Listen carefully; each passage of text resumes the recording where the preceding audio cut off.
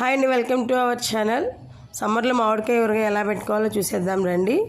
Fresh మామిడికాయలు తీసేసుకొని clean చేసేసుకొని ఇలా పీసెస్ చేసేసుకొని సన్న సన్న ముక్కలా తీసుకొని దాని లోపల ఒక లేయర్ లాగా ఉంటుంది. ఆ లేయర్ కూడా తీసి క్లీన్ చేసేసుకొని కాసేపు ఎండలో పెట్టేసుకోండి. సో ఇక్కడ మనం ఒక 2 kgs మామిడికాయ ముక్కలు తీసుకున్నాము. 2 kgsకి ఒక 100 grams సాల్ట్ తీసుకోవాలి.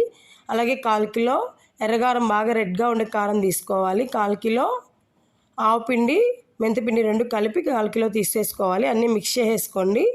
మనం చేత్తో మిక్స్ చేసుకుంటే బాగా కలుస్తాయి. తెల్లవాయలు మనం ఒలిచిపెట్టేసుకొని ఎన్ని కావాలో అని తీసేసుకుంటే టేస్ట్కు తగ్గట్టు బాగుంటుంది. అది మీ ఇష్టం అండి. 1/4 కిలో కూడా తీసుకోవచ్చు, 100 grams కూడా తీసుకోవచ్చు. తర్వాత మనం వేరుశనగ నూనె యాడ్ చేసుకోవాలి. వేరుశనగ నూనె అయితే బాగుంటుంది.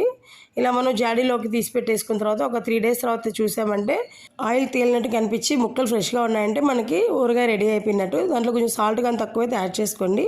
మిరపకాయలు ఘాటుని బట్టి మనం కారం ఇంకొంచెం యాడ్ చేసుకునేది చూసుకోవచ్చు. ఎందుకంటే బాగా ఇప్పుడే ఫ్రెష్గా ఉండే రెడ్ మిరపకాయలు అయితే ఎక్కువ కారం ఉంటాయండి. అవి అయితే ఒక 1/4 కిలో సరిపోతుంది.